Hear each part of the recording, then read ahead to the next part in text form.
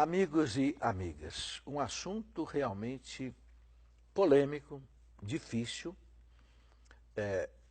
que se conversa muito, mas que pouca gente conhece, é o que nós chamamos de Inquisição. É um processo que aconteceu durante praticamente 600 anos na história do mundo e da Igreja. Bem, eu gostaria de colocar aqui, de maneira muito rápida, nesse pequeno programa, algumas coisas sobre a Inquisição. Podemos tratar disso depois com mais tempo. Mas eu gostaria de dizer inicialmente que quando o Papa João Paulo II ele quis celebrar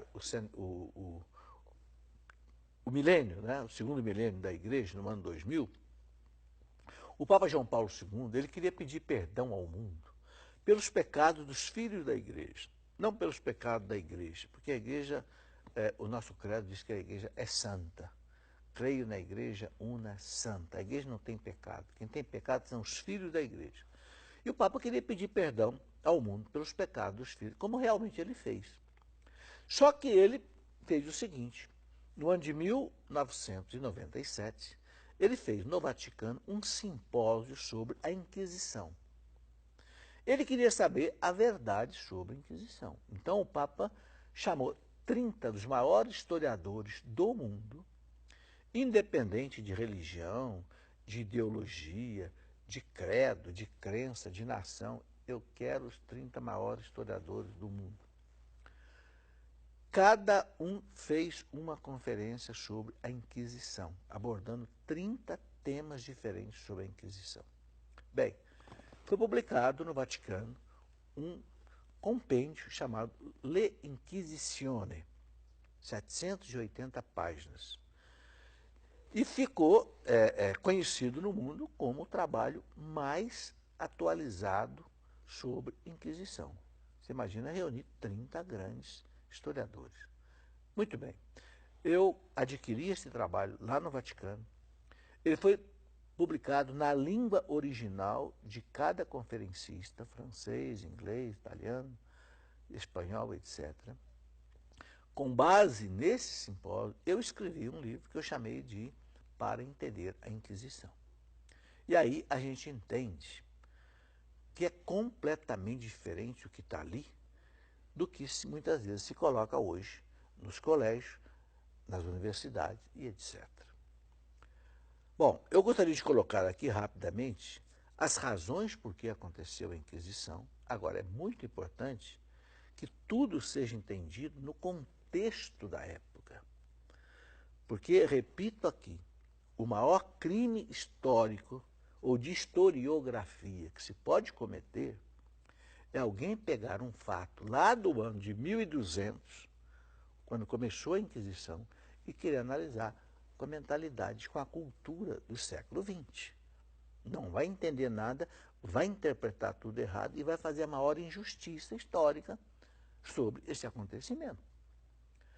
Então é preciso entender o seguinte: o Tribunal da Sagrada Inquisição, que recebeu esse nome, foi instituído pelo Papa Gregório IX no ano de 1231. 1231, guarde bem essa data, ok? Bom, por quê? E o que era esse Tribunal da Sagrada Inquisição? Esse tribunal foi instituído pelo seguinte: porque 200 anos antes, lá por volta do ano 1000, surgiu na Europa 100% cristã, absolutamente cristã, porque eu já expliquei aqui nos nossos programas que durante 600 anos a Igreja moldou a civilização europeia, moldou a arte, moldou a música, moldou a cultura, mudou a literatura, mudou a arquitetura, mudou tudo cristão. Por quê? Porque quando o mundo desabou, lá no Império Romano, a Igreja foi a única instituição que ficou de pé e que criou a civilização ocidental cristã. Entende? Então, o mundo era absolutamente cristão. As pessoas acordavam com o toque do sino, iam dormir com o toque do sino, a hora do almoço era o toque do sino, tudo era o toque do sino. Por isso que os campanários na Europa têm 80 metros de altura, 100 metros de altura, até mais. porque o sino tinha que ser ouvido na cidade inteira. Ora, nesse contexto, começa a aparecer uma heresia terrível, que são chamados cátaros, que tinham a seguinte cultura.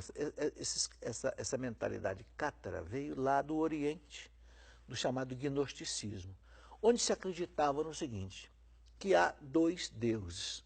Para poder explicar a questão do mal, que era o grande problema filosófico da época, de onde é que vem o mal?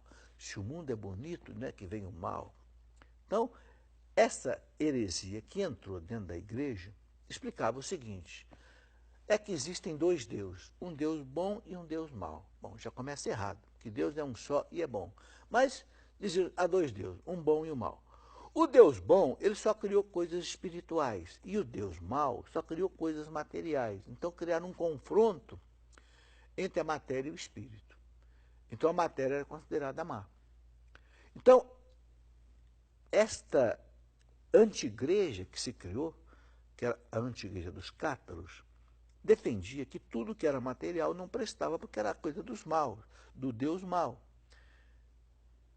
Inclusive, uma mulher, quando estava grávida, trazia no seu ventre uma criança, muitas vezes era morta, apunhalada.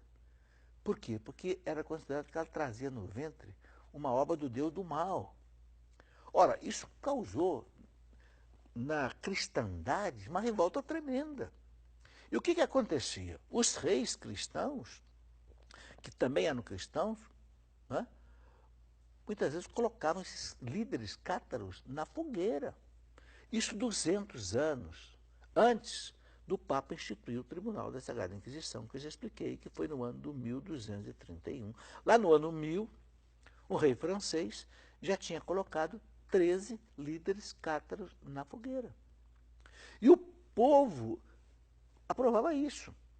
Inclusive, quando começaram a prender alguns desses cátaros e queriam que a igreja o julgasse, um fato interessante que aconteceu é que um bispo, né, ia julgar um grupo desses, quando viu, o povo tinha invadido a cadeia, retirado os cátaros da cadeia, colocado numa choupana, tocado fogo e matado todo mundo. 200 anos antes da igreja instituir o Tribunal da Sagrada Inquisição. Por que a igreja então instituiu o Tribunal da Sagrada Inquisição? Porque a igreja foi pressionada de todo lado. Os reis cristãos, a igreja tem que entrar nessa luta contra os cátaros. Então o que a igreja fez? A igreja constituiu um tribunal. Olha o nome do tribunal, Tribunal da Santa Inquisição. Nota essa palavra santa. Isso não foi cinismo da igreja. Não, foi reta intenção. O que era esse tribunal? Esse tribunal, constituído pelo Papa Gregório IX, foi um tribunal onde ele pegou os melhores teólogos da época, inclusive vários santos. São Domingos de Gusmão foi inquisitor. Penhaforte, da Espanha, São Raimundo Penhaforte, da Espanha, foi inquisitor. São Pio V, que depois foi Papa, era inquisitor. Então, o que era um tribunal da Sagrada Inquisição? Era um tribunal sério, usando o direito da época, que julgava o seguinte, a pessoa era presa, um cristão era preso como cátaro, herege, que provocava essas convulsões sociais, ele era julgado por esse tribunal. E era dado a ele a oportunidade de se converter, dizer, não, eu deixo disso, eu vou viver como cristão, etc, etc. Só que o catarismo era coisa tão forte, e na cultura deles, a morte, inclusive a morte por suicídio, era uma graça, porque se libertava do corpo, que era obra do mal.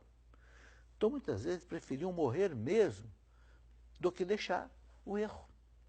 Bom, então o que o tribunal fazia? Quando estava diante de um réu chamado impenitente, ou seja, ele chamava na época de herege contumaz. Então o tribunal dizia, essa pessoa aqui não aceita se converter, não aceita se arrepender, realmente essa pessoa aqui está no caminho errado. Só que tinha uma coisa muito grave na época. Na época, vigorava o direito romano, que dizia o seguinte, um crime contra a fé é um crime contra o Estado, ou seja, é um crime civil. porque havia a união do Estado com a Igreja. E vinha lá do direito romano. Então, a pena para uma pessoa que perseverasse na heresia, tendo chance de mudar pelo Tribunal da Inquisição, e não, essa pessoa, o Estado o punia. Por quê? Porque era uma lei do Estado que um crime contra a igreja, contra a fé, era também um crime de lesa majestade real, cuja pena era a pena de morte. Então, com isso, realmente, muitos dos condenados no Tribunal da Santa Inquisição foram mortos realmente nos chamados autos de fé. Agora, o número de mortos é completamente diferente do que se fala hoje, que foram milhões de bruxas, nada a ver. Nesse simpósio que o Papa João Paulo II fez, e que abriu os arquivos do Vaticano para esses 30 pesquisadores, todos os arquivos da Inquisição foram abertos à disposição. Os números que foram levantados são irrisórios perto do número que se diz. Então, eu escrevi um livro que eu chamei de Para Entender a Inquisição, onde ali eu coloco todos esses dados, esses números que o simpósio do Vaticano trouxe. E aí você pode observar que é completamente diferente daquilo que a maioria de professores coloca nos cursinhos, nos colégios, nas universidades. Bom, então, o que eu sugiro para você? Eu não quero que você acredite em mim. Eu gostaria que você pegasse esses documentos desses 30 historiadores do mundo, que eu transcrevi muita coisa no meu livro para entender a Inquisição. Ou você fosse na fonte original, Le Inquisitione, publicado pela Biblioteca do Vaticano, e você fosse confrontar esses dados. E aí a gente vai entender o seguinte, que no contexto da época, nem os santos se voltaram contra a Inquisição. Pelo contrário, muitos santos e beatos foram inquisidores. Você não vai encontrar um São Francisco de Assis, que é da época contra a Inquisição. Você não vai encontrar um São Domingos de Gusmão contra a Inquisição. Você não vai encontrar um São Raimundo Penhaforte contra a Inquisição. Você não vai encontrar uma Santa Teresa d'Ávila, um São João. Você não encontra nenhum santo contra a Inquisição. Por quê? Porque os santos, na cultura da época, no contexto da época, também eles acharam que aquilo era necessário. Entendeu? Então, é claro que hoje jamais caberia fazer uma inquisição. Mas é líquido e certo, na historiografia desses grandes historiadores, que na época a Inquisição era entendida de uma maneira como se fosse uma coisa necessária para que a igreja não fosse destruída pela anti-igreja cátara, com bispo, com paróquia, com diocese, que se criou naquela época. Bom, é um estudo longo que eu sugeriria a você que, se quiser aprofundar, pode ler nesse livro ou então em outros livros que podem dar a você, especialmente o simpósio, o compêndio do simpósio do Vaticano, que pode dar a você uma informação mais segura ainda.